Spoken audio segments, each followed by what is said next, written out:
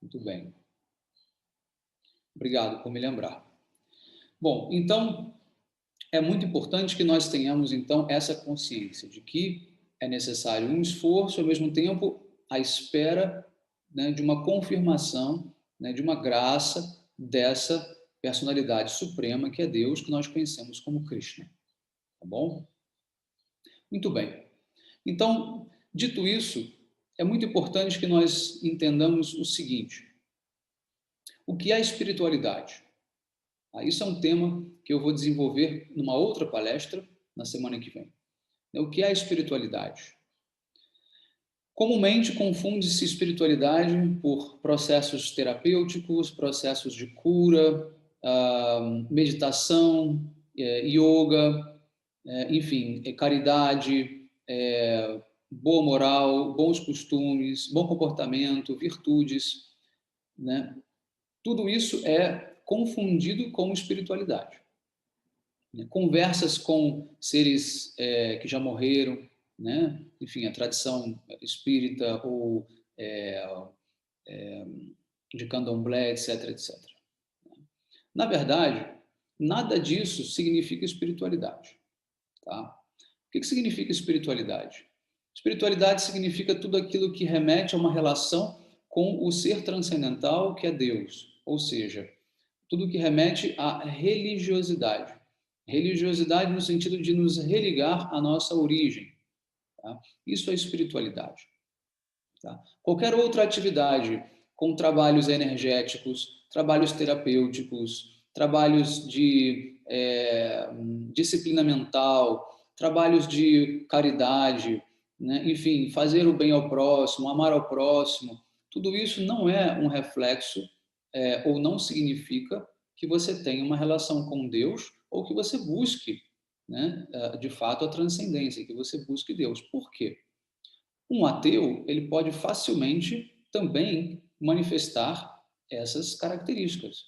Um ateu pode ser alguém virtuoso, bondoso, que faz trabalhos energéticos, corpóreos, né, que muitas vezes conversa com espíritos, mas não necessariamente está implicado ou incutido nesse processo o reconhecimento de uma realidade suprema, de uma personalidade suprema, com a qual você quer estabelecer um relacionamento.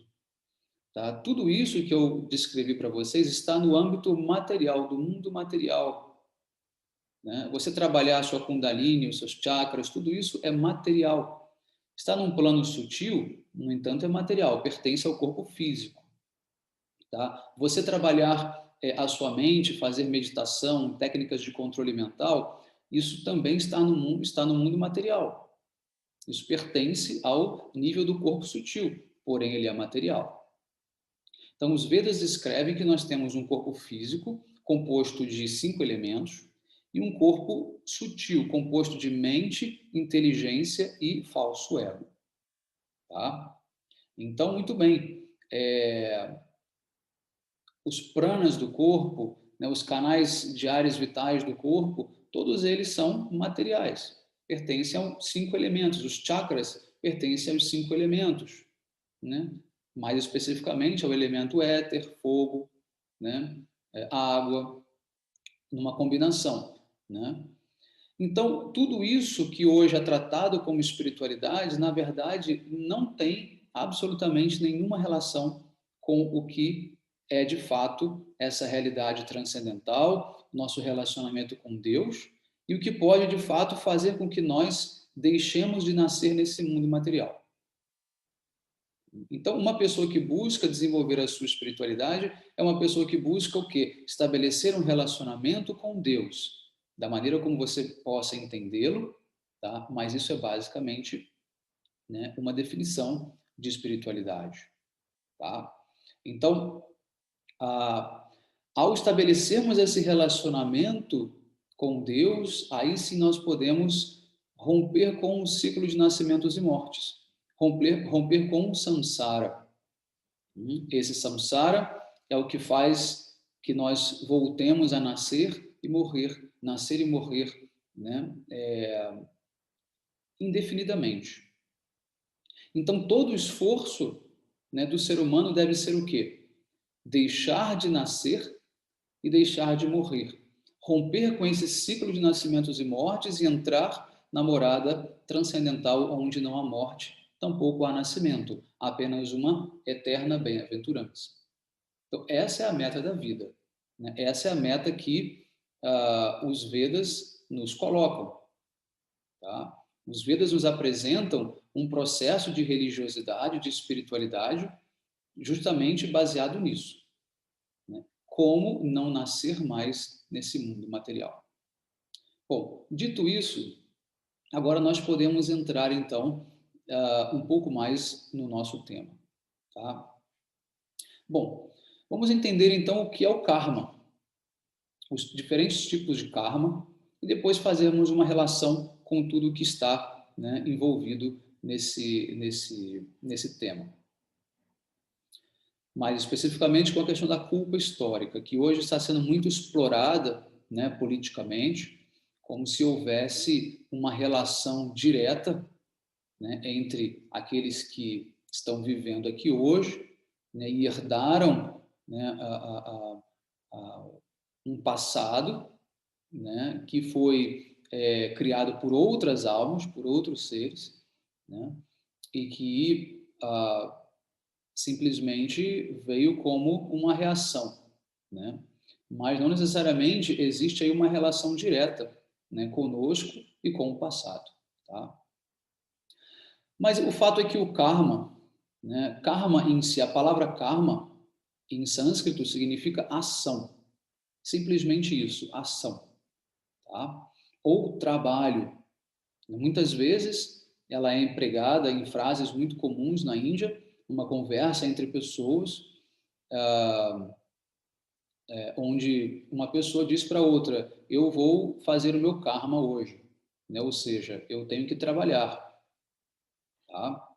Então, aqui no Ocidente, também devido a uma série de deturpações, isso acabou entrando como significado de uma reação negativa ou um elo, né, de dívida, né, um elo de dívida entre duas pessoas, né, de dívida negativa. Não tem absolutamente nada a ver especificamente com isso, tá? No entanto, faz parte também do karma, né, essa dívida negativa. Também temos uma dívida positiva, tá? Não apenas negativa. Então, tendo em vista isso, nós temos o quê? O vikarma, ou seja, que é o karma negativo. Tá? Então, tudo aquilo que você faz que vai contra, né, as recomendações de uma boa conduta, isso chama-se vikarma. Quem participou do meu curso do Conhecendo o Vedanta, módulo 1, teve a oportunidade de ver isso, né, com bastante detalhes, né? E então temos também o que nós chamamos de akarma. Akarma significa o quê? Não ação. Ou seja, negar ou não fazer, não cumprir com aquilo que é recomendado, né, pelas escrituras sagradas, como sendo uma uma boa conduta, né, uma atitude virtuosa, certo? Muito bem.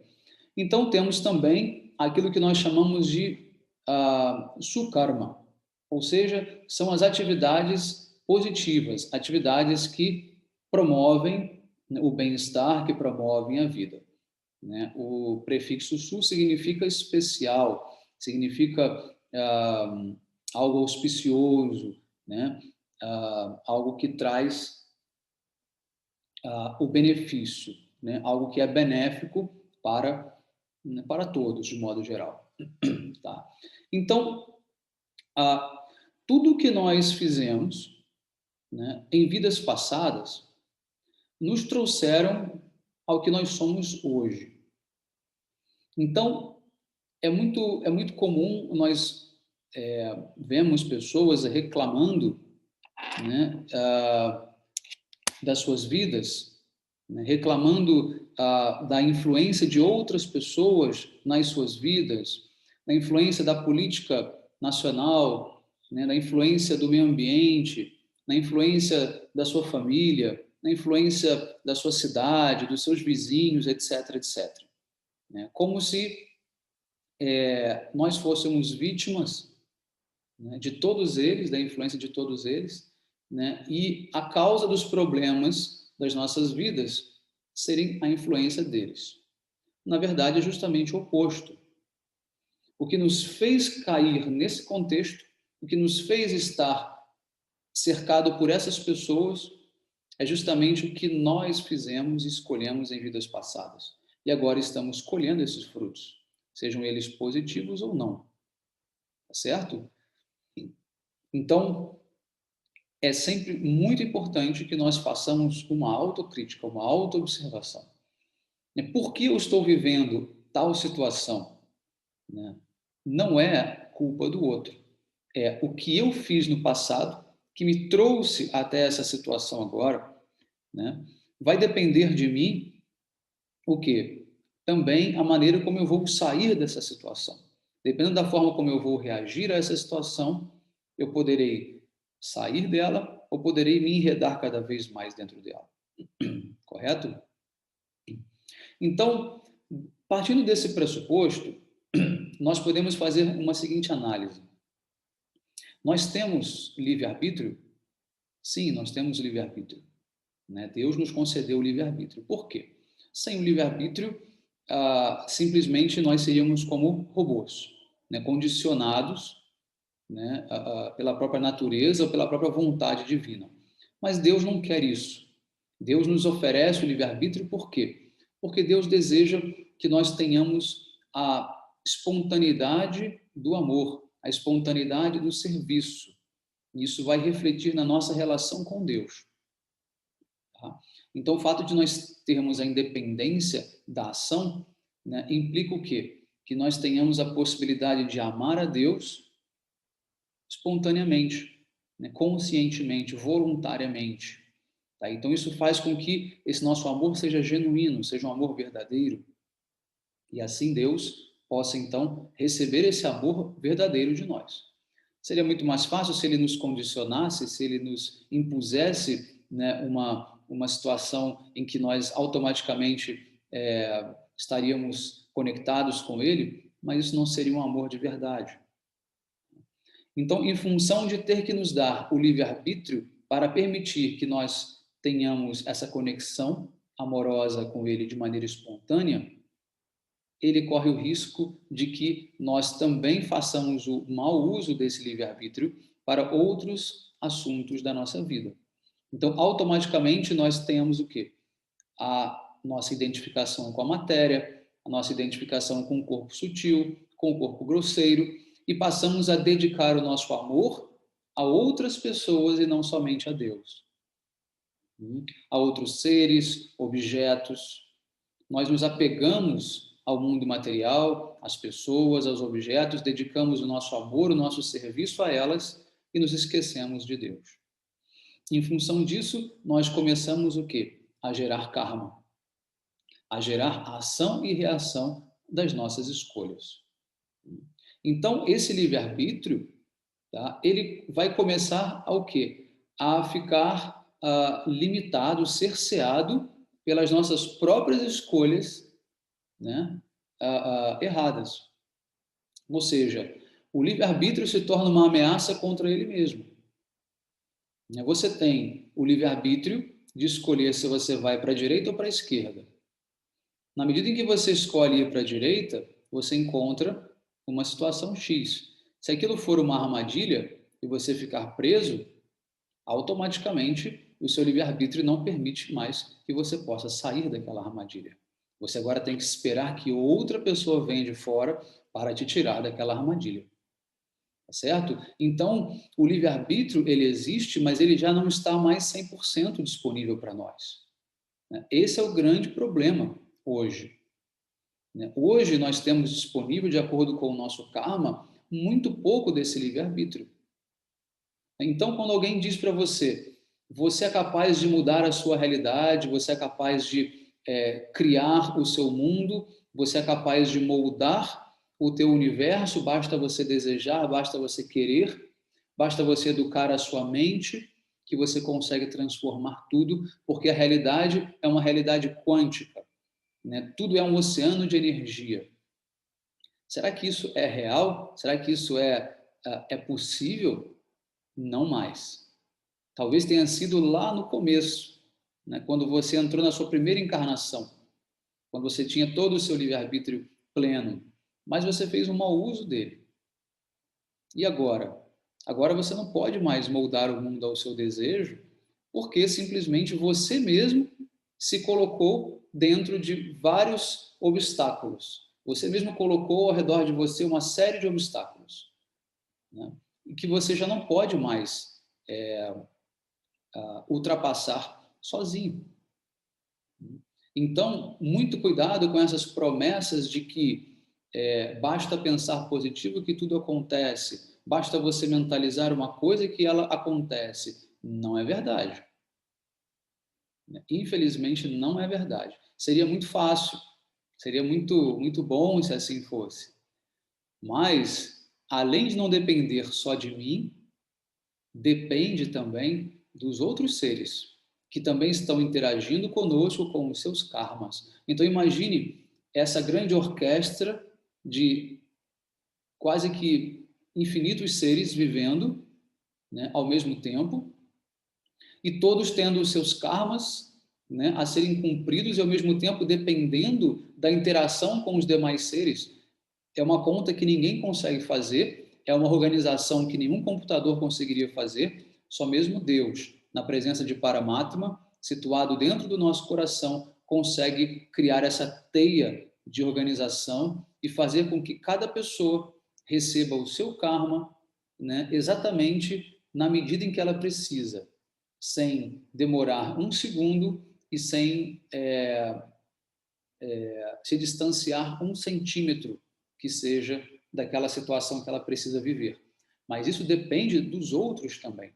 Então, esse ajuste, esse encadeamento de karmas é uma equação muito complexa, né? Só Deus, sendo onipresente, é capaz de organizar tudo isso. Tá certo? Então, automaticamente, né, nós dependemos também do karma dos outros para esperar que o nosso karma aconteça. Então, se eu acho que basta eu mentalizar que o universo inteiro conspira para que aconteça alguma coisa de bom para mim, isso é puro egoísmo e ignorância. Nada além disso. Você não tem como mover um universo inteiro que também é composto de seres que estão desejando, estão interferindo nesse universo, estão tentando manipular esse universo a favor deles. Quem é que vai ganhar esse cabo de guerra? Quem é que vence isso? Ninguém vence. Quem está organizando tudo isso continua sendo Paramatma, continua sendo a energia divina que permeia tudo. Então, você deve pensar positivo? Sempre. Você deve desejar transformar a sua vida, fazer planos? Sempre. Agora, com a consciência de que essa transformação ela vai acontecer no tempo dela, não no seu tempo. Ela vai acontecer quando você merecer. Quando você tiver feito tudo, né, da maneira correta, né, quando o tempo tiver amadurecido tudo isso, aí sim as coisas vêm para nós. Levam-se vidas e vidas, vidas e vidas. Então, a má notícia vai levar muito mais tempo do que você imagina para transformar a sua vida. Mas a boa notícia continua sendo possível modificar a sua vida. Tá certo? Então, tudo que nós estamos vivendo hoje, né, fomos nós mesmos que criamos para nós. Tá? Nós mesmos que criamos para nós. Tá? Agora, será que eu estou ligado com um karma coletivo? Sim, existe também um karma coletivo. Existe o karma individual, existe o karma familiar, existe o karma coletivo no sentido do bairro que você mora, da cidade que você mora, no país que você mora, no continente que você mora. Tudo isso faz parte de várias camadas de karmas, né? Karmas que são compartilhados e karmas que são individuais. Ok? Então, no entanto, essa relação com o passado, essa relação com essa dívida histórica que muitas pessoas tentam trazer para nós, né, na verdade, ela não nos pertence. O que outras almas fizeram num passado, aquilo diz respeito ao karma delas. Então, vou trazer aqui um exemplo bastante prático, né, e muito debatido hoje em dia. A questão da escravidão, né, dos negros africanos. Se, num passado, eles foram escravizados e foram trazidos para cá, e aquelas pessoas fizeram isso, né, nós que estamos vivendo agora e que não temos esse comportamento, né, só porque nós temos uma descendência europeia, isso não nos vincula, né, àquilo de maneira nenhuma. Cada alma é uma alma individual, tem suas decisões próprias e tem o seu próprio karma. Se eu mato alguém, quem vai receber essa reação sou eu, não é a minha família, não é o meu filho, não é o meu pai, sou eu. Eu pagarei por isso. Então você pode ter um pai muito virtuoso e um filho mau caráter, e vice-versa. Né? Cada um deles tem a sua responsabilidade, cada um deles tem, né, a sua própria cadeia kármica. Né? E nenhum pode transferir para o outro o seu próprio karma, e ao mesmo tempo também não pode aliviar o karma do outro. Né? Infelizmente, né, seria fácil, seria bom se nós pudéssemos fazer uma troca de karmas, nós pudéssemos aliviar, né, um pouco do karma do outro, mas o fato é que nós não podemos fazer isso é intransferível. Tá? Então, o que houve no passado, e já não acontece mais no presente, né, ele deve ser simplesmente desvinculado das pessoas que estão vivendo atualmente. Então, não há nenhum tipo de relação, né, que nós podemos fazer, né, entre essas duas. Agora, as pessoas que, por exemplo, escravizaram no passado, elas reencarnaram, com certeza, e elas vão sofrer, né, por esses atos. Elas irão também ser escravizadas ou sofrer algum tipo de punição, né, muito, muito pesada para poder pagar por isso. Então, o que que os Vedas... Agora eu vou trazer um pouco mais para os Vedas, né? E você pode associar, né, para a tua realidade. O que que os Vedas dizem sobre, por exemplo, as vacas que estão sendo abatidas nos matadouros, né? Nós entendemos que elas um dia foram seres humanos que mataram vacas no passado e agora tiveram que assumir o corpo de uma vaca para ser morto, né, ou morta por aquele que um dia ela matou no passado. Então, vejam bem como é complexo o nosso pensamento. Tá? Vejam como não tem simplesmente uma realidade binária. Ou é isso ou é aquilo. Não. A realidade é muito mais complexa do que simplesmente colocar dois extremos. Né? Nós somos profundamente defensores das vacas, protetores das vacas. Não só das vacas, de todos os seres vivos. Mas as vacas são especiais. Nós protegemos todos os seres, mas nós adoramos as vacas, o que é diferente. Entre você proteger e adorar, tem uma grande diferença. Entre você desejar o bem, mas ter devoção, tem uma grande diferença. Então, nós desejamos o bem, protegemos todos os seres, porém nós temos uma devoção pelas vacas. Não vou aqui explicar, né, tudo em relação a isso, já tem muitas palestras minhas gravadas sobre isso lá no canal do YouTube.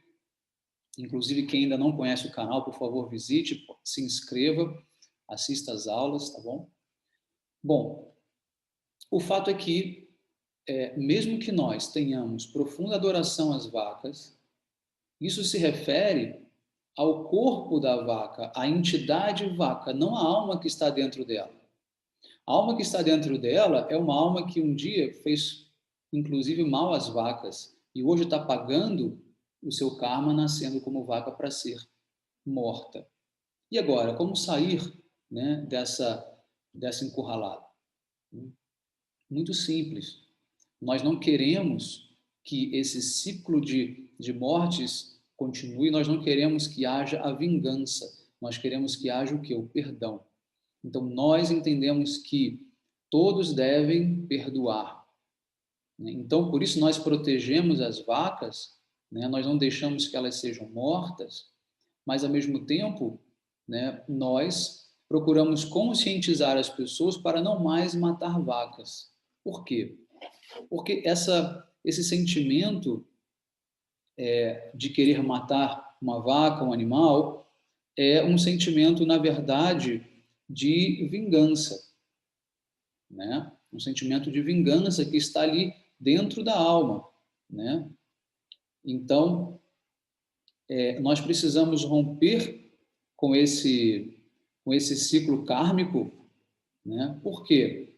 Porque senão nós vamos voltar novamente a sermos, né, vítimas, né? E novamente algozes, novamente vítimas, e assim indefinidamente, né? Nós vamos passar inúmeras vidas sofrendo a reação de um karma porque nós queremos nos vingar. Tá? Então, precisamos trabalhar principalmente com a noção do perdão. Sempre. Sempre. Por quê? Porque se eu recebi algum tipo de violência, algum tipo de mal, primeiro porque isso chegou a mim pelo meu próprio karma. Tá? Então, eu não posso culpar aquela pessoa que foi apenas um agente do meu próprio karma. Né? Eu preciso perdoar aquela pessoa. Tá? Eu preciso perdoar aquela pessoa. Isso já nos traz o quê? Um outro questionamento, né, que é em relação à justiça. Né? Quem tem o direito de fazer justiça? Né? Se acontece alguma coisa de ruim com você, você vai chamar a polícia, você vai chamar o exército, você vai acionar a justiça, você vai entrar com um processo contra aquela pessoa, né? Você vai querer punir aquela pessoa. Isso é correto? É correto, mas nem sempre correto. Nem para todas as pessoas isso será um modelo de ação. Por exemplo, para os santos, para os yogis, isso não é um modelo de ação, né? Eles sempre irão prestar suas reverências aos seus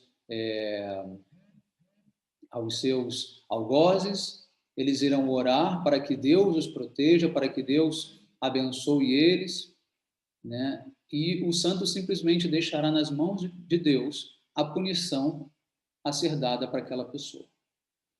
Não estou dizendo que todos tenham que agir como santos, né? Pessoas que não têm esse nível de conexão com Deus, de desapego do mundo, elas devem buscar com certeza os meios legais. Devem buscar com certeza uma maneira de mostrar para aquela pessoa que ela de fato fez algo de errado, né? E ela deve, de uma forma ou de outra, ser punida. Então, essas duas possibilidades existem, mas vai depender do seu nível de consciência. Do seu nível de consciência. Tá? Se alguém faz algum mal para mim, eu não posso culpar aquela pessoa por isso. Eu tenho que culpar a mim mesmo. Tá? Esse é o meu karma. Eu, de certa forma, fiz isso para alguém em algum outro momento, seja nessa vida ou em outra. Eu sei que isso é muito difícil de entender, mas se você quer realmente avançar espiritualmente e você quer depender de Deus, você quer se render a Deus, você precisa aceitar esse fato, de que tudo que vem até você foi você mesmo que construiu nessa vida ou em vidas passadas. Nós temos N exemplos, né, na nossa história védica, né, de grandes personalidades que sempre perdoaram, né, os seus ofensores, os seus inimigos, né, pessoas que vieram gratuitamente, entre aspas, né, fazer o mal. Nós temos muitos exemplos. né? No Srimad Bhagavatam, por exemplo, na conversa entre Krishna e Uddhava, né? Krishna, ele instrui Uddhava a justamente ter essa postura, né? E ele diz que os grandes sábios, os grandes santos, eles caminham pelo mundo sem, sem se afetar, né? Ou sem se identificar com aquilo que acontece com eles. Ou seja, mesmo que eles sofram todo tipo de violência, todo tipo de ataques, eles simplesmente se lembram de Deus, meditam em Deus e aceitam aquilo como parte do karma deles. Porque se eles reagirem, eles estarão gerando mais karma. E quanto mais karma você gera, mais você se prende ao mundo material, né? E o santo é aquela pessoa que já está chegando nas suas últimas vidas, talvez na sua última vida. Ele já está prestes a deixar esse mundo material. Está pagando ali os seus últimos karmas. Ele não quer mais gerar karmas.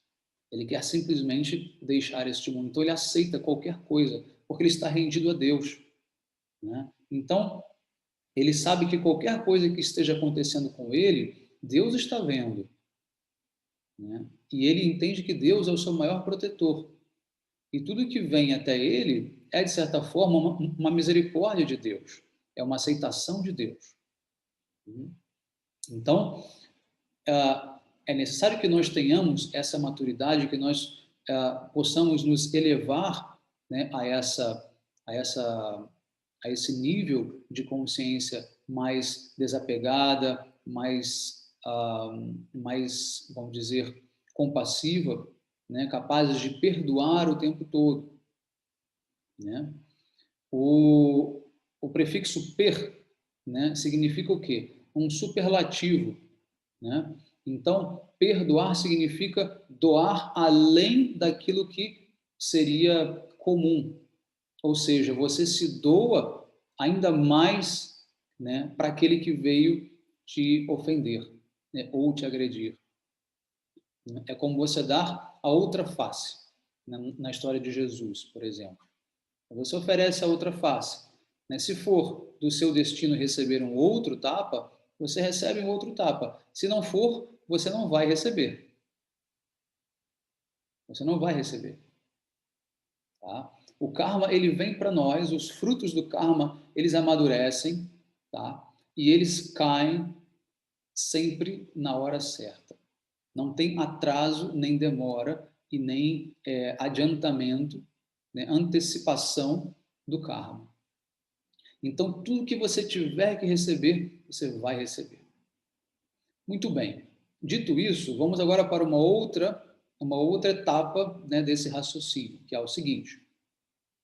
Bom, se tudo que eu fiz é o meu karma, né, e eu estou preso nesse ciclo de karma, então significa que eu não posso fazer nada, né, para poder mudar isso nessa vida? Essa vida já está toda embalada dentro do que eu fiz no passado? Nem tanto. Você ainda tem a possibilidade de se movimentar e você pode agora começar a construir as suas próximas vidas com as boas ações.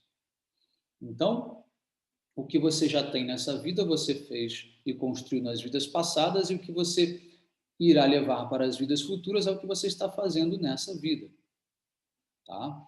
Então, você tem sim a possibilidade de tomar boas decisões, fazer boas práticas, não é simplesmente um fatalismo total, agora eu já estou perdido, né? Não, você continua, né, com a sua independência, com a possibilidade de você ir modificando. E quanto mais rápido você fizer essas mudanças, né, mais rápido virão os resultados positivos, tá? Então, todo o nosso esforço deve estar agora focado em quê? Em tomar ações, em ter ações positivas, né, em fazer ações positivas e esperar com muita paciência para que elas tragam os frutos positivos.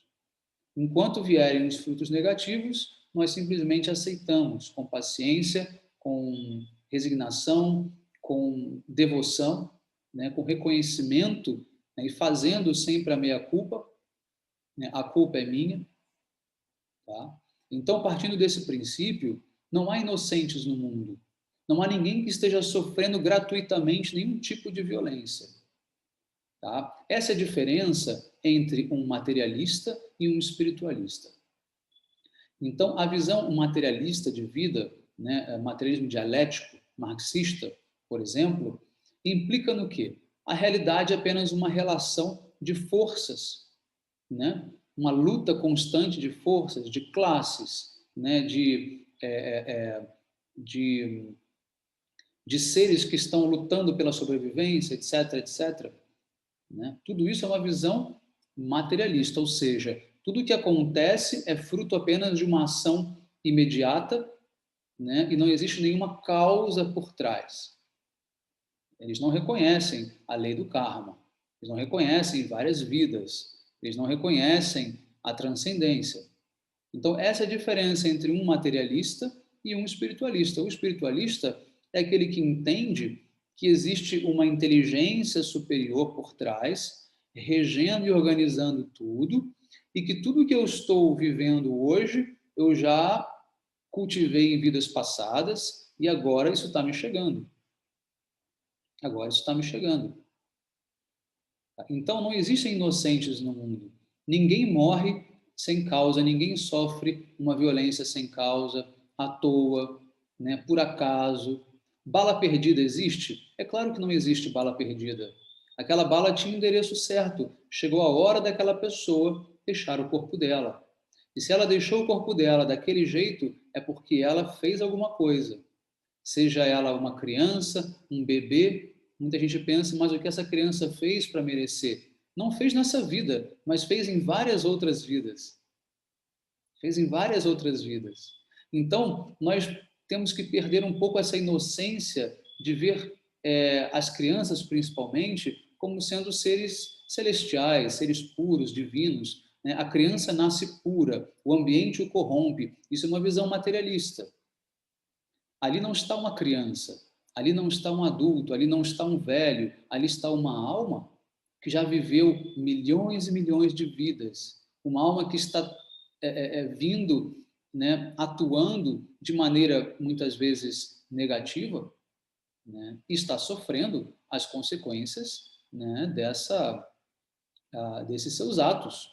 Né? Não tem nada que possa, de fato, nos impedir de recebermos, né, essa nossa reação, a reação que nós mesmos causamos. Então, nós precisamos ter essa maturidade ao olhar para o mundo, porque senão nós vamos criar não só falsas esperanças, como também falsos vínculos e falsas relações. Tá? Então, vejam bem, como nós nos relacionamos com o mundo. Tá? Como monge, eu posso falar da minha experiência, né, e também dos meus mestres, de como que é a nossa tradição, como nós nos relacionamos. Ao mesmo tempo que nós temos muita compaixão, muito amor por todos, nós queremos o bem de todos, nós queremos fazer com que o mundo se torne cada vez melhor, nós também não temos a ingenuidade de achar que o mundo um dia vai ser perfeito, porque não vai, porque não foi feito para ser perfeito. Eu não teria a ingenuidade de achar que eu serei plenamente feliz nesse mundo material. Por quê? Porque o meu objeto de felicidade, que é Deus, não está aqui nesse mundo material 100% disponível. Ele está disponível até certo ponto, né? Enquanto uma presença, né, como a gente chama de Paramatma, né, que é a expansão de Deus no nosso coração e dentro de cada átomo da existência, ele está ali, mas ele não está ali plenamente. E eu não quero apenas uma parcela de Deus, uma expansão de Deus, eu quero Deus na sua totalidade. Então, eu só conseguirei a minha felicidade plena quando eu estiver unido a essa personalidade de Deus, a suprema personalidade de Deus, na sua morada, que não é esse mundo material. Ao mesmo tempo, eu não terei também ingenuidade de achar que eu posso ajudar todo mundo e eu posso salvar a humanidade. Né? Infelizmente, não é assim que funciona. né? Cada um tem a sua responsabilidade, cada um tem o seu dever, né? Cada um tem as suas vidas nas suas mãos, né? As rédeas da sua vida estão nas suas mãos, não estão na minha mão, nem na mão do guru, nem na mão de ninguém. O guru, para quem não sabe, não é alguém que vem fazer um milagre, né? E vem simplesmente pegar você e levar você para a morada de Krishna. Não é assim. O guru não faz milagre. O guru, ele te dá a mão. Ele vai te ajudar a caminhar, só que é você que tem que segurar na mão do guru. O guru não segura na sua mão. É você que segura na mão dele. O exemplo que a gente dá é o exemplo da macaca, né, com o seu macaquinho. A macaca, ela carrega o seu filhinho macaco para todos os lados. Só que ela não segura ele. É ele que se segura a ela. Então, se o macaquinho não se segura firme, ele cai. A mãe está pulando, né? Está fazendo movimentos ali bruscos, dando saltos, né? Quedas, se pendurando em galhos. A gente vê muito isso na Índia, né? E o macaquinho tem que estar ali, ó, se segurando. Então, o guru, ele vem para nos auxiliar, ele vem para nos conduzir nesse caminho, mas nós temos que fazer a nossa parte. É necessário caminhar com as nossas próprias pernas ao lado do guru. Tá? Então, não existe milagre. Ninguém está propondo milagre. Não existe uma solução imediatista, né, para acabar com todos os nossos problemas. Não existe.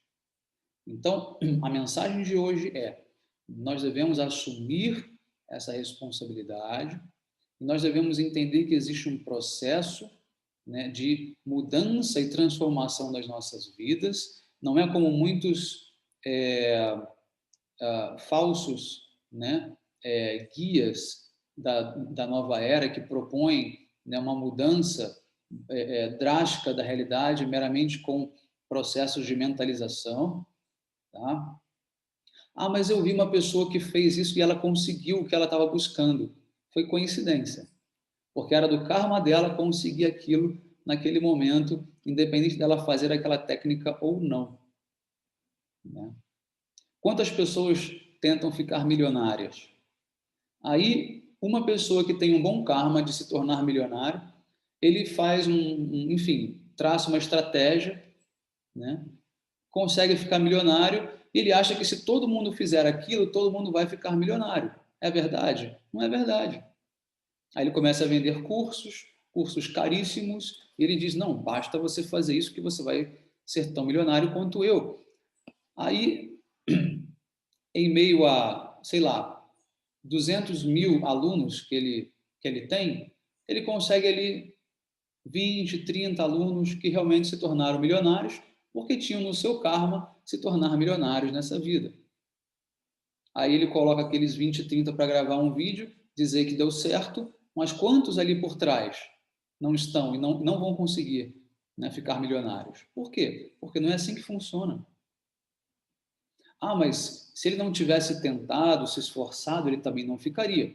Claro, mas quando o karma está pronto para se manifestar, ele também traz a inspiração, ele traz o desejo que te move em direção ao próprio karma. Tá? Quantas vezes você estava em casa e de repente veio um desejo, né, no seu coração, um desejo repentino, né, e você simplesmente foi fazer algo, né, nunca tinha pensado naquilo, nunca tinha se preparado para aquilo, né, e simplesmente você foi e fez alguma coisa e deu certo, a sua vida mudou. Tudo isso foi o quê? O karma estava se aproximando e é necessário que você faça algo para viabilizá-lo. Então você recebe uma inspiração da natureza, uma inspiração do seu próprio ser, né, da sua própria consciência, né, que está ligada a esse karma. Tá? A consciência é algo muito elástico, né? O corpo sutil que nós temos, né, que é a mente, a inteligência e o falso ego, eles são muito elásticos, eles estão no passado, no presente e no futuro também. E nós estamos nesse meio, né? Então, esse contato com os karmas que virão já estão dentro da sua história, já fazem parte do seu corpo de consciência. Tanto que você pode fazer uma leitura astrológica, né, e você pode, de fato, prever o que vai acontecer. Por quê? Porque o teu karma já está montado. Aliás, desde o seu nascimento, né, o teu karma já está montado. Não é só para esse mês, para esse ano, não. Não só esse nascimento, os nascimentos futuros, até um certo ponto, também já foram programados. Por quê? Porque não dá para você modificar um karma que envolve quase que infinitos seres de uma hora para outra. Então, essa programação, ela é feita a longo prazo, muito a longo prazo. Então, você já tem algumas vidas aí, né, preso, né, obviamente, dentro disso que, né, você hoje tem como a tua vida, tá? E qual é a forma que nós temos de nos livrar de tudo isso? Agora vem a solução, claro, né? A solução é a seguinte: dentro da literatura védica, nós temos uma hierarquia de ações, tá? A primeira ação mais simples é chamada de karma. A segunda, jnana. E a terceira, bhakti. Tá? Então, karma são as ações que nós fazemos no mundo material, são ações fruitivas que não têm qualquer relação nem com Deus, nem com nada transcendental, né? São ações banais do mundo material. Tá? Acima dela nós temos jnana, que seria o quê? A compreensão de uma existência transcendental, de uma realidade transcendental e os esforços que você faz para chegar até ela. Essas ações estão no campo de jnana, não no campo de karma, apesar de serem também ações, tá? Mas acima dessas duas, nós temos bhakti, que é a devoção a Deus. É o serviço devocional, que faz com que você haja de maneira a querer servir essa realidade transcendental, esse ser transcendental. Na etapa de jnana, de conhecimento transcendental, você apenas contempla essa realidade. Mas acima dela, na realidade de bhakti, você deseja servir essa realidade, servir a Deus, tá? Ou seja, todas as suas ações que são um serviço devocional a Deus, elas não contam como algo que vai te aprisionar nesse mundo material. E elas podem também purificar os seus karmas passados. Tá? Então, eu vou dar um exemplo bem prático para vocês, que vai ajudar vocês a, vamos dizer assim, dar um passo adiante, né, um start nesse processo. Os Vedas recomendam, né, para a era que nós vivemos, cantar o Mahamantra Hare Krishna como sendo o Dharma da era que nós vivemos, como sendo o principal processo espiritual para a transcendência. Então, quando você canta o Mahamantra Hare Krishna, o que vai acontecer? Você vai estar fazendo o quê? Uma adoração a Deus. Você cantar os nomes de Deus, o nome de Krishna, significa o quê? Que você está adorando a Deus. Então, isso é bhakti. Isso não é karma. Então, o cantar dos santos nomes, o cantar do Mahamantra, permite que você purifique todos aqueles karmas que você cometeu que ainda não foram frutificados. São chamados de aprarabdha karma. Tá? Os karmas que você fez, que estão esperando ainda para serem frutificados, chamam-se aprarabdha karma. Os karmas que já estão frutificando são chamados de prarabdha karma. Tá bom? Então, são dois tipos de karma. O que você está agora, né, recebendo, o que está acontecendo agora, e o que ainda acontecerá no futuro. Então, esperando uma situação, né, favorável para que eles possam se manifestar. Então, a prática de Bhakti Yoga destrói completamente esses dois karmas. Completamente. Então, você está fazendo o quê? Você está reduzindo o número de vidas que você vai nascer, você está reduzindo o efeito negativo de ações negativas e positivas que você cometeu no passado, e você está agora abrindo um novo caminho que vai te levar em direção a essa transcendência. Tá? Então, esse é o processo. Tá? Essa é a forma que nós temos de limpar a sujeira que fizemos, né, e passar agora a construir um novo caminho, um caminho lindo, um caminho limpo, um caminho que é uma ponte para essa realidade transcendental, para a nossa relação com Deus. Tá? Essa é a nossa meta, né? E esse é o processo. Esse processo chama-se sadhana, é a prática espiritual. Prática espiritual é tudo aquilo que vai fazer com que você se ligue a Deus, com que você se ligue ao Criador, à realidade transcendental, tá certo? Então, voltando ao comecinho da aula para poder fechar esse ciclo, prática espiritual não é fazer Kundalini Yoga, não é você fazer Reiki, não é você fazer cura, não é você fazer meditação, isso não é prática espiritual. Isso são práticas de reharmonização energética, são práticas de cura terapêuticas, práticas de psicologia, práticas de disciplina mental, mas não pode ser chamado de prática espiritual. Tá bom? A gente vai aprofundar um pouco mais sobre isso.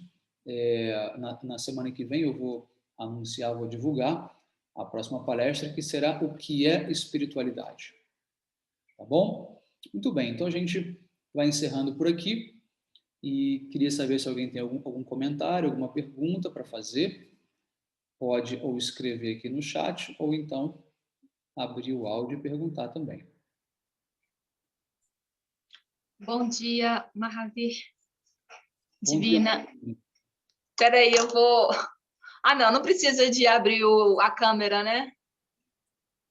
Já estou vendo você. É a Marilene? Não, é Divina. Ah, é que a Marilene está sem o áudio. Quem é? É a Divina? Divina. Oi, Divina. Pode falar, estou te ouvindo. Queria te perguntar sobre as vacas. Você disse que a devoção é para com a entidade da vaca que está com ela. Eu não entendi bem, porque se a gente for enxergar, né, e entender as vacas também como almas que estão ali no seu karma, vivendo para pagar, né, o que aconteceu em vidas anteriores, ficou um pouco confuso. Você poderia esclarecer? Claro, com certeza.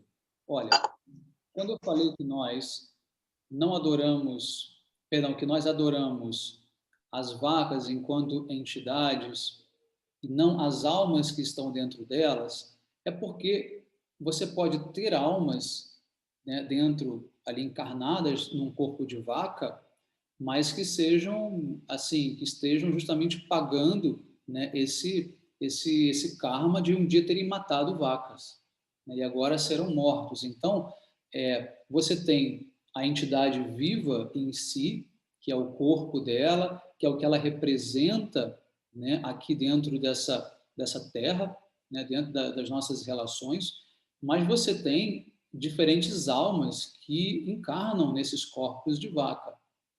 Essas almas são entidades vivas separadas, né? Elas um dia estão no corpo de vaca, um dia estão no corpo de gente, outro dia estão no corpo de cachorro, outro dia no corpo de árvore, como nós também já passamos por isso. Tá? Então, eu só fiz uma pequena distinção, né, para a gente poder entender que pessoas que mataram vacas no passado, por karma, hoje encarnam como vacas para serem mortos. Entende? Então, mesmo que nós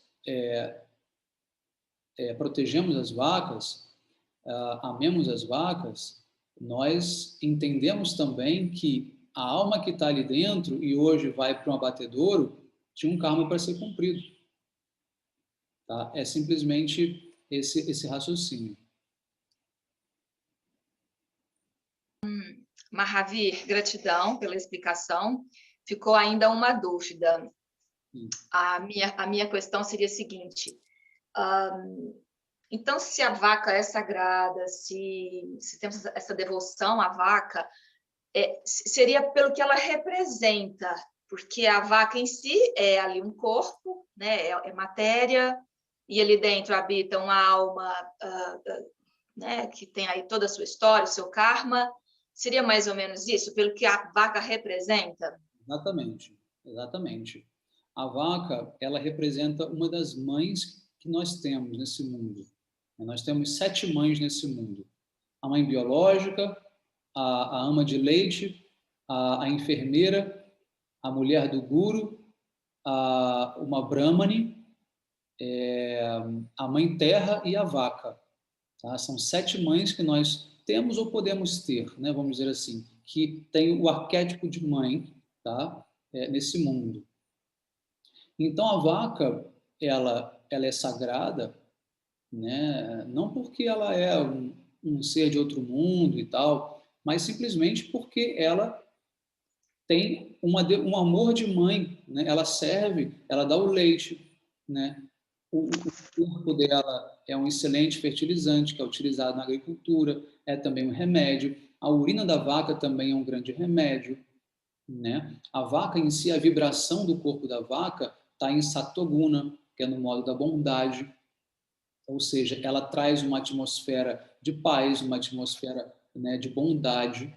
Tá? Então, você cuidar das vacas representa tudo isso, né? Representa você salvar a humanidade da fome, por exemplo, né? Então, ela tem uma função social muito, muito, muito importante. Tá? É uma função social, é por isso que ela é sagrada, né? Ela não tem função espiritual. Tá? Entendi. Função espiritual quem tem é Deus. Tá? Sim. Entendo. Mas se você quiser se aprofundar mais, tem 2 palestras gravadas minhas lá no canal, chamam-se Veganismo e Cultura Védica.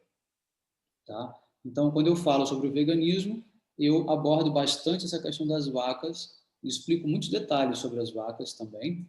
Então, repetindo, veganismo e cultura védica, são 2 palestras, assim, a 1 e a 2, tá bom? Então, vocês podem ouvir lá, que tem muitos detalhes, é bem completo, tá? Aqui eu falei, assim, um pouco mais por alto, tá bom? Mas ficou claro para você? Senão eu posso Ficou. ir explicando. Ficou claro, excelente. Eu vou ouvir, vou assistir o vídeo também. Gratidão, Mahavi. Tá ótimo. Mahavi, bom dia, adorei a palestra mais uma vez, muita gratidão. E o que mais me marcou foi você dizer que tudo que acontece com a gente é por escolha nossa, ou hoje ou ontem. Isso eu achei maravilhoso. Tá? Então a gente não precisa culpar ninguém. Nós somos a consequência das nossas escolhas, ou certas ou equivocadas, e nisso está um aprendizado. Fantástico, fantástico. Muita gratidão.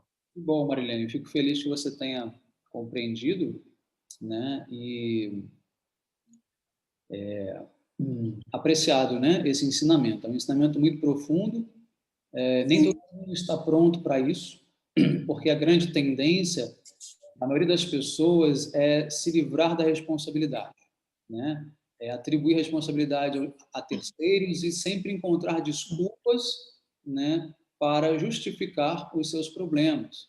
Então, na verdade, a culpa não é do governo, a culpa não é do capitalismo, a culpa não é do comunismo, a culpa é nossa, né? Por que eu continuo nascendo nesse mundo? Por que eu continuo nascendo nesse contexto, né, histórico ruim? Eu tenho que fazer uma autocrítica, né? Existem vários modelos de sociedade ao longo de milênios e milênios de história, mas por que eu estou nascendo nesse agora? Eu poderia ter nascido em Satya Yuga, né, na Era Dourada, né, onde a natureza era abundante, onde havia tudo, né, em harmonia. Eu não estou nascendo lá. Por que eu estou nascendo aqui? É porque eu mereço, eu fiz alguma coisa que me trouxe até aqui. Tá? Então, São isso... os ensinamentos para a gente, né? A gente está aqui porque a gente tem que aprender alguma coisa. Então, a gente tem que aprender agora, para que mais para frente a gente não tenha que voltar de novo e cumprir esse mesmo ritmo, né? Quer dizer, nós temos que quebrar isso, que realmente essa união com o divino, com Deus. Isso é maravilhoso. Exatamente, é isso aí. Amei. Ah, E foi numa clareza imensa, pelo menos para mim. Muita gratidão. Eu que agradeço. Mais alguém gostaria de fazer alguma pergunta? Aqui no Mahavi, posso fazer mais uma pergunta? Claro, Divino. Nós temos a lei do karma, que é tudo isso que você explicou, as nossas ações, as nossas escolhas e o que isso vai nos trazer, né, como forma de reação. E dentro dos Vedas nós temos o Karma Yoga, o Jnana Yoga e o Bhakti Yoga.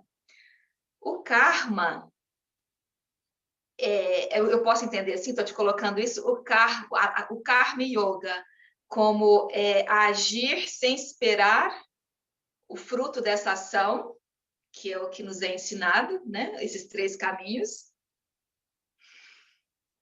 Então, eu só queria, assim, que você me corrigisse caso eu esteja errada, mas então eu posso falar da lei do karma, que é mais amplo, que é complexo, que é tudo isso que a gente tem estudado, e o Karma Yoga, que é esse ensinamento de não esperar a recompensa pela tua ação, é agir de coração, com entrega, de forma amorosa.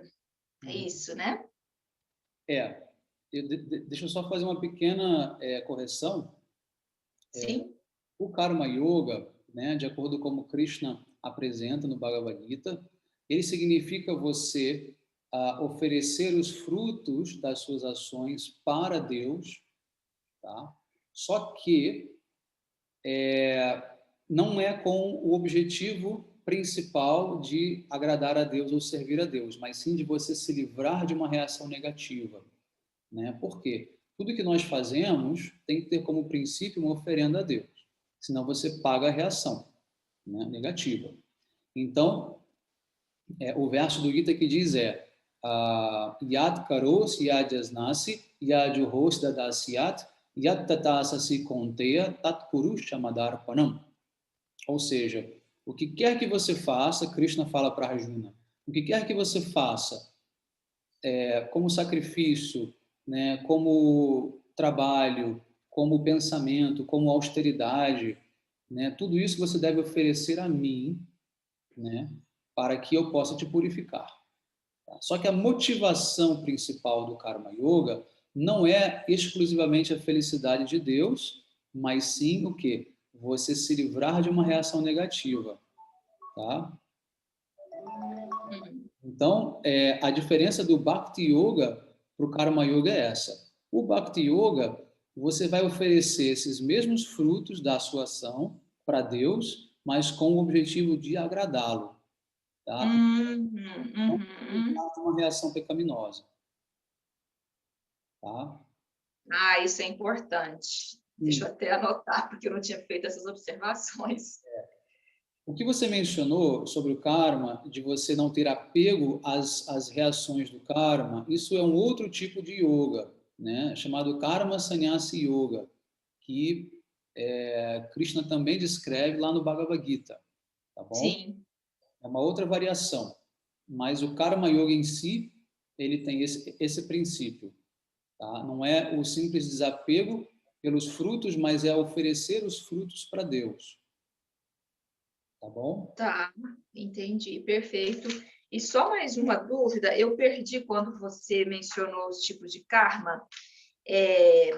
Temos o karma, que é a ação, o vikarma, que é uma ação não apropriada, é isso? Isso. São as ações proibidas, né? O que não se deve fazer. Certo. E o akarma, É a não que é a inação. É a não ação. É você se abster de agir. Né? Você não age nem da maneira positiva, nem da maneira negativa. Você simplesmente se abstém. né? Isso chama-se akarma. Mas o akarma digamos que é visto como algo bom ou não? Assim, porque imagina, a gente está numa situação em que vê, por exemplo, uma criança caindo no rio. Eu não faria nada. Isso é uma inação, é uma karma. É isso? Então, se ele na verdade é ambos, né? Se você deixa de fazer o que é certo, isso é a karma. Se você deixa de fazer o que é errado, isso também é a karma, tá? Ele é neutro. Entendi. É neutro. Tá. E o último que você disse foi o sukarma. Uhum. Esse é qual mesmo? Eu não anotei. São as ações positivas. São as ações que trazem benefícios, bem-estar. Mas qual a diferença do vikarma para o sukarma, então? O vikarma são as ações proibidas.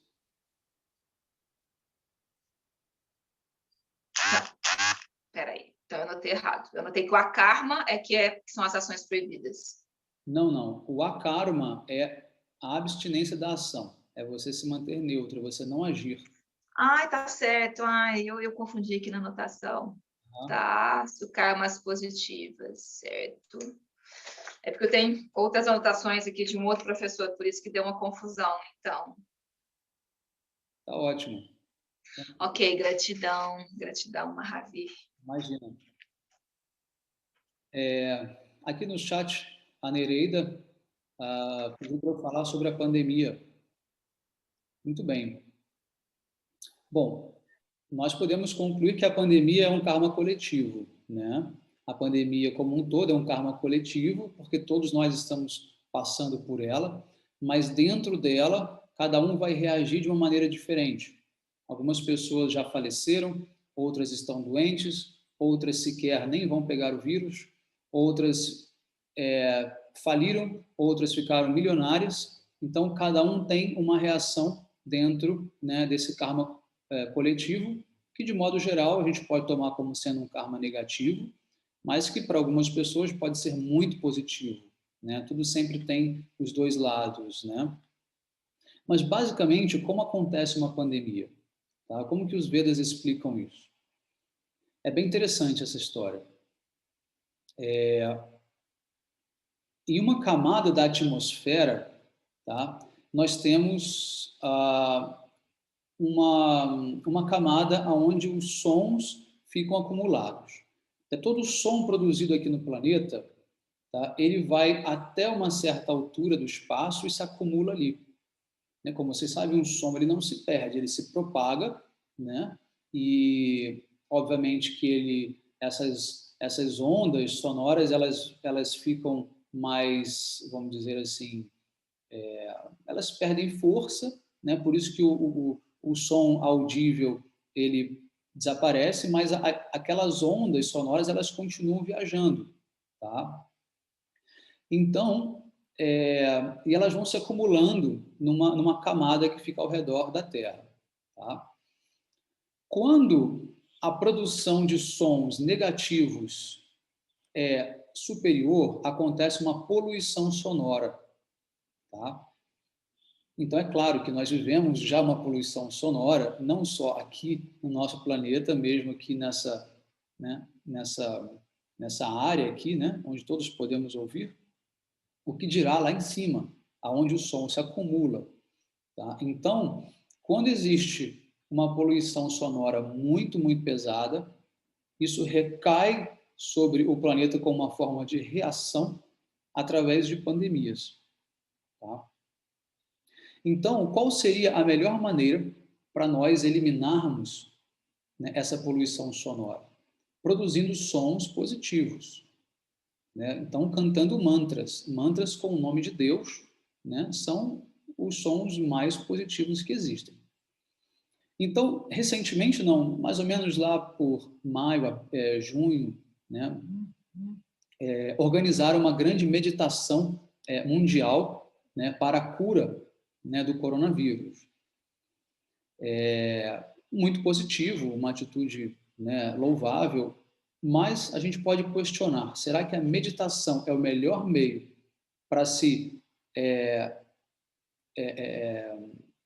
remediar essa pandemia, ou se talvez um grande canto de mantras mundial não seria mais positivo, né? Com certeza. Se todo mundo se reunisse para cantar mantras, especialmente o Hare Krishna Mahamantra, né, ao mesmo tempo, com certeza nós teríamos, né, uma diminuição drástica da pandemia. Isso foi observado na Índia, tá? No começo do século passado, em Calcutá.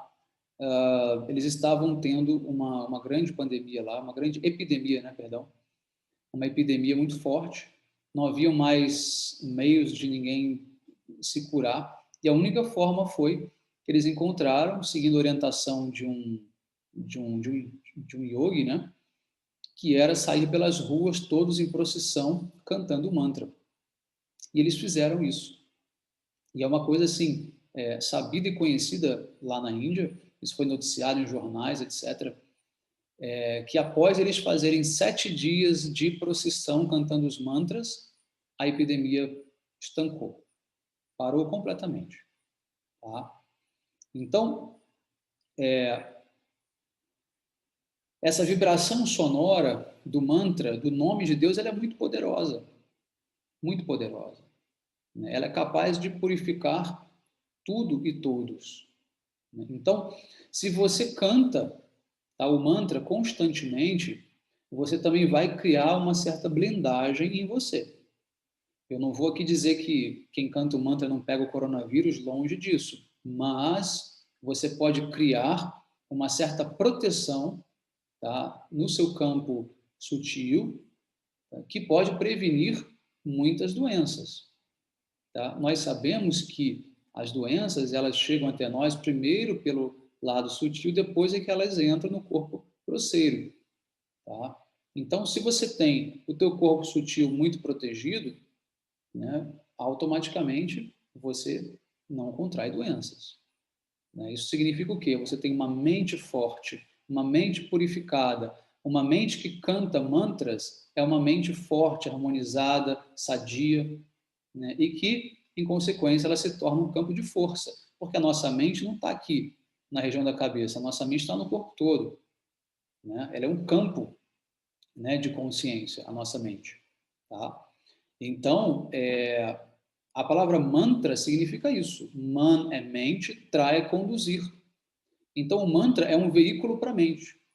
Então, quem canta mantras constantemente tem todo esse campo mental fortalecido, harmonizado e blindado. Blindado contra tudo. Não só doenças, como também maus pensamentos, más emoções, enfim, sentimentos ruins, né? E automaticamente tem o lado positivo, né? São pessoas que têm sempre estão sempre num estado bem-humorado, num estado de elevação espiritual, né? Com boa saúde, enfim, né? Com tudo que a gente pode ter, né, de positivo também. Tá certo? Bom, era basicamente isso sobre a pandemia. Tá? Agora, um dia vai acabar, com certeza, né? E devemos aí, né, nos precaver, tomar todas as medidas necessárias, não é uma fantasia, o vírus existe mesmo, né? Agora, cada um vai com o seu próprio karma, não tem como, né? Não tem como muito controlar isso, não. Tá bom?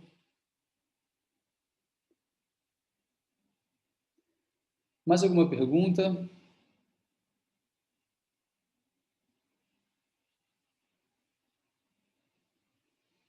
Muito bem. Então, acho que a gente pode encerrar por aqui. Eu gostaria de agradecer muito a presença de todos vocês.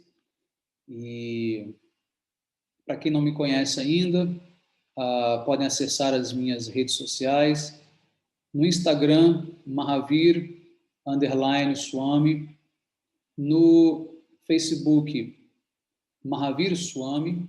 Eu modifiquei, tá? Quem antes estava acessando como monge Mahavir, eu tirei o monge, agora eu coloquei o Swami, tá certo?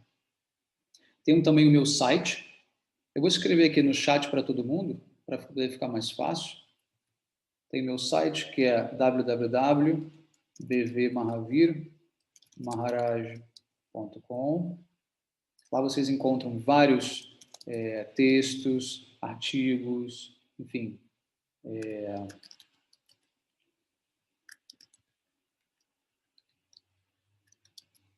E tem também o meu canal do YouTube, né, que tem mais de 600 aulas gravadas sobre diversos assuntos. Peço que vocês se inscrevam, que vocês assistam às aulas, acompanhem.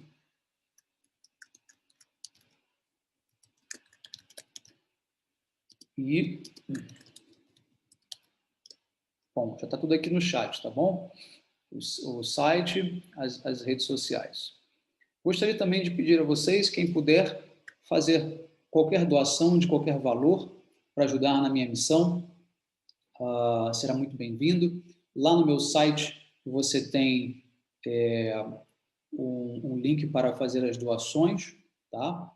Você tem tanto a opção de fazer uma assinatura mensal, né, para fazer uma doação fixa que vai de R$11 até R$501. Você escolhe ali o valor que você quer, faz uma assinatura mensal pelo Mercado Pago, ou então você pode fazer uma doação espontânea pelo Pix, que também está lá disponível, né, no meu site também. Tá bom? Mais uma informação importante. Agora, a partir de março, da segunda semana de março, eu vou fazer novamente o meu curso do Conhecendo o Vedanta, módulo 1. Eu vou repetir ele, muita gente não conseguiu pegar, então eu vou repeti-lo. E aí, para o segundo semestre, a gente começa então o módulo 2, já pegando os alunos que já fizeram esse módulo 1. Tá bom? Na próxima semana teremos mais um encontro, mais uma palestra, com muitas informações novas, com muita quebra de paradigma, como sempre, que será o que é a espiritualidade. Tá bom? Eu vou divulgar também para vocês. Não entendi, Divina, quais endereços que você menciona aqui? Não, eu coloquei, tá tudo ali. Uhum.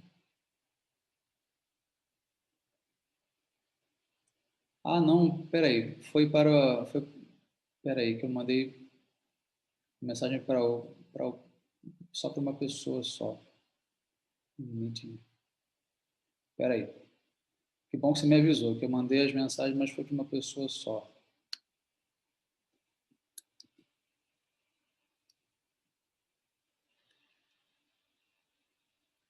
Veja se agora foi o site.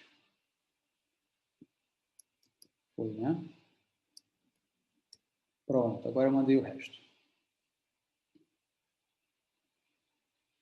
Ok. Muito bem. Então, bom dia a todos, e todos estejam sempre em paz, sempre na consciência do Criador. Cantem o Mahamantra Hare Krishna, sejam vegetarianos, levem uma vida de paz, tranquilidade, perdoem a todos, tragam mais amor para o mundo, e assim suas vidas serão bem-sucedidas. Tá bom? Hare Krishna. E qualquer dúvida, podem me escrever pelo WhatsApp também, tá? É só entrar em contato comigo, lá no meu canal tem o meu número, tem tudo. Eu estou sempre à disposição para ajudar. Hare Krishna, bom dia. Muito obrigada.